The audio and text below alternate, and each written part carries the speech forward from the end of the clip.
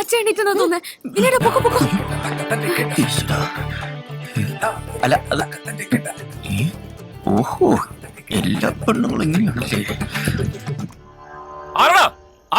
ബജരംഗനാ ബജരംഗൻ, ഇറങ്ങി ഓടടാ. നമ്മുടെ പേര് പറയുന്നത്.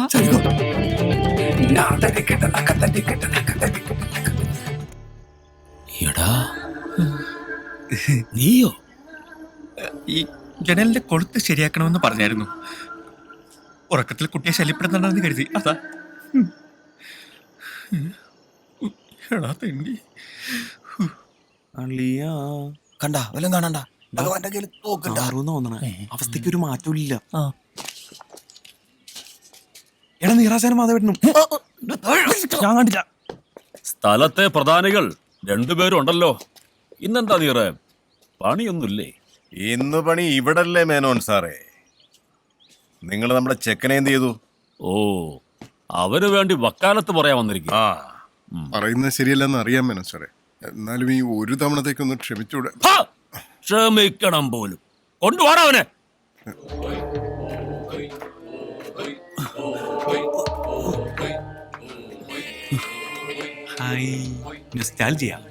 നാട്ടുകാർ ഈ വക സമ്പ്രദായത്തിനൊന്നും ഒരു മാറ്റൂല അല്ലേ?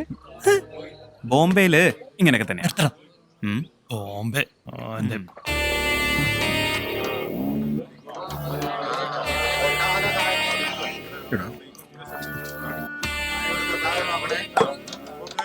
വള്ളിയും തെറ്റി പുള്ളിയും തെറ്റി.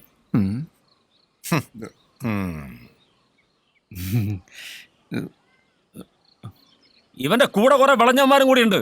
എല്ലാറ്റിന്റെ നോക്കി വെച്ചിട്ടുണ്ട് ഞാൻ. നിങ്ങളേടാ എടോ മാധവ, തനിക്ക് ഉളുപ്പില്ലടോ. കാശ് ചക്കച്ചോള പോലെ എണ്ണി വാങ്ങിച്ചിട്ട് തിരിച്ചു തരാൻ പറ്റാണ്ടാവുമ്പോ കണ്ട പിള്ളേരെ വിട്ട് മോട്ടിക്കല്ല വേണ്ടത്. തൊണ്ടി സഹിതമാണ് അവനെ പിടിച്ചിരിക്കുന്നത് ഞാൻ. അവനെയൊക്കെ പിടിച്ച് അകത്താക്കുക വേണ്ടത്. നിർത്തണോ? കൊറേ നേരമല്ല മേനോനെ. ഇതൊക്കെ ചിന്തിക്കുന്നതിന് മുമ്പ് ഒരു കാര്യം ഓർത്തോ. സൂര്യൻ ഉദിച്ച് ഉച്ചയിലെത്തിയ പിന്നെ പെരുപത്ത് കടവുകാരുടെ നാക്ക. വെറുതെ നാട്ടുകാരെ കൊണ്ട് അതൊന്നും പറയിപ്പിക്കണ്ട. ആ ഇപ്പൊ ഇതാ നല്ല കൂത്തായേ. ഉത്സവപ്പറമ്പ് ഇവനൊക്കെ കാട്ടിക്കൂട്ടിയ തോന്നുന്ന വെറുതെ വിട്ടതാ. ഇന്ന് ഇതിനൊരു തീരുമാനം ഉണ്ടാക്കാൻ ഇവനെ അടിച്ചു കൊടുത്താൽ പ്രശ്നമില്ല. എന്നാ അതൊന്ന് കാണണമല്ലോ. ആ കാണാം. അയച്ചു വിടറോ. അല്ലടിയം പറഞ്ഞു ചെയ്താ മതി. അയച്ചു വിടറോ. അതാ രണ്ടു കൂട്ടർക്കും നല്ലത്. മാറങ്ങോട്ട് മാറ അഴിക്കേ. ഇങ്ങോട്ടിറങ്ങാ. ചെറുക്ക, ഇവനെ പോലുള്ള മരംകേറുകളുടെ കൂട്ടുപിടിച്ച് ഇവിടെ കയറി നരങ്ങാനാണ് ഭാവമെങ്കിൽ തീർത്തു കളയും എല്ലാറ്റിനെയും. ഉത്സവം കഴിഞ്ഞ ശ്രീദേവിയുടെ കല്യാണം. അതിനു മുമ്പ് ഈ പരിസരത്ത് കണ്ടുപോകരുത് ഒരുത്തനെ. മേനോനെ, ഇവന്റെ കൂടെ അവൾ ഇറങ്ങി വരാൻ തയ്യാറാണെങ്കിൽ ഈ പെരുവത്ത് കടവത്തെ മണ്ണിൽ അവർ ഒരുമിച്ച് ജീവിക്കും.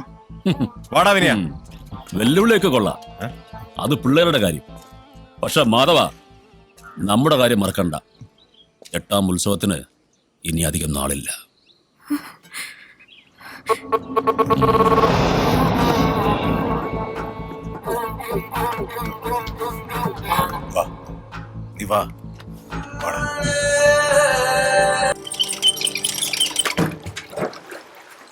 എന്റെ തലേവരി, അല്ലാതെ എന്ത് പറയാനാ? ഒരു തുണയില്ലാതെ രണ്ടെണ്ണത്തിനെ വളർത്തി ഇത്രയും വരെ എത്തിച്ചു. ഇതിനി അറിയാൻ ആരും ബാക്കിയില്ല. പോത്തുപോലെ വളർന്നിട്ടും ഈ വീട്ടിൽ 2 മനുഷ്യജീവികൾ ഉണ്ടെന്നുള്ള കാര്യം അവൻ ഓർത്തില്ല. അതെങ്ങനെയാ? മര്യാദയ്ക്ക് പണിക്ക് പോകാൻ പറഞ്ഞാൽ അവനോട്ട് പോകത്തുമില്ല. സിനിമയും പാട്ടും കൂത്തുമായിട്ട് നടന്ന ജീവിതം തോലിച്ചോ. എന്തെങ്കിലും ഒരു വീണ്ടും വിചാരം ഉണ്ടായിരുന്നെങ്കിൽ ഇങ്ങനെ ഒരു തോന്നിവാസം ചെയ്യുമായിരുന്നോ?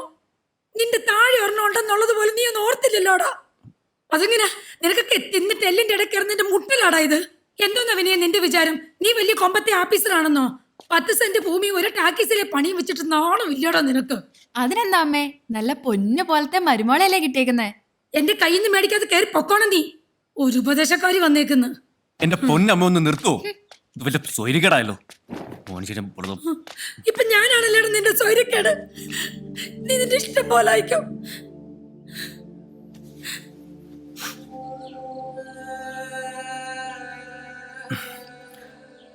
അല്ല നിറാശൻ, പണ്ട് വനജേച്ചിയായിട്ട് ഒളിച്ചോടിയപ്പം പേടി തോന്നിയില്ലേ? എടാ വിനയ, എടാ ഓരോ മരത്തിലേക്കും വലിഞ്ഞങ്ങ് കയറുമ്പോ ഉള്ളൊന്ന് പിടയ്ക്കും. പക്ഷെ അങ്ങ് മുകളിലെത്തിയാൽ ആവേശത്തോടെ അങ്ങ് കൂവിത്തീർക്കും. എടാ പെരുവത്ത് കടവും നമ്മുടെ മനസ്സും ഒപ്പം ഉണ്ടെങ്കിൽ പിന്നെ എന്തിനാടാ പേടി? അന്ന് എനിക്ക് മാധവൻ ഉണ്ടായിരുന്നെങ്കിൽ ഇന്ന് നിനക്ക് ഞങ്ങൾ രണ്ടുപേരും ഉണ്ട്. ധൈര്യമായിട്ട് ഇടാ. എടാ, എല്ലാ ചെറുപ്പക്കാർക്കും ജീവിതത്തിൽ രണ്ടും കൽപ്പിച്ച ഒരു തീരുമാനം എടുക്കേണ്ടുന്ന ഒരു സന്ദർഭം വരും. അത് മിക്കപ്പോഴും സ്നേഹിച്ച പെണ്ണിന് വേണ്ടിയിട്ടുമായിരിക്കും. അല്ലടാ? പിന്നെ ആ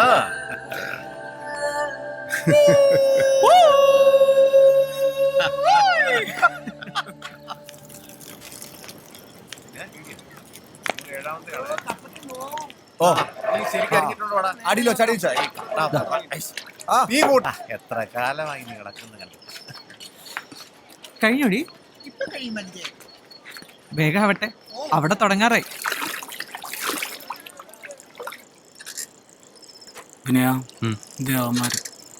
ഒറ്റടിക്കാൻ കാലി. അത്ര ഉള്ളണോ ഇതൊക്കെ? ഇനി ഇവനെ കാലിയാക്കാം. എടാ ഇവനെ നിനക്ക് എന്തെല്ലാം കിട്ടിയത് കേട്ടല്ലോ. ഹാപ്പി അല്ലേ? എടാ നിന്നോട് ഞാൻ എത്ര പ്രാവശ്യം പറഞ്ഞിട്ടുണ്ട്, വടക്കം ഭാഗത്ത് കയറി ഒരുപാട് അങ്ങ് കിളത്തല്ലെന്ന്. അണ്ണൻ പറഞ്ഞത് മനസ്സിലായ? ഇല്ല, മനസ്സിലായില്ല. എന്നാ മനസ്സിലായില്ലെന്ന്. എന്നാ മനസ്സിലാക്കി തരാടാ. എന്നാ മനസ്സിലാക്കി താടാ. എടാ നിന്റെ തന്തയ്ക്ക് സ്ത്രീകളെ വീട്ടിൽ വടക്കം ഭാഗം. കിളത്ത് പോലത്തൊന്നും പോടാ പുല്ല് അവിടുന്ന്. രാത്രി പെണ്ണിന്റെ വീട്ടിൽ കയറി വിളിച്ചോണ്ട് എടുത്തോളാടാ നിന്നെ. അവന്റെ അമ്മൂമ്മയുടെ നിക്കറും ചക്കറും. ഇന്നലെ വിനയനെ ശ്രീദേവിയുടെ മുറിന്ന് പിടിച്ചൂന്ന് നീ അറിഞ്ഞില്ലേ? അതിനെ ചൊല്ലിയുള്ള ബഹളം അവിടെ കേട്ടത്.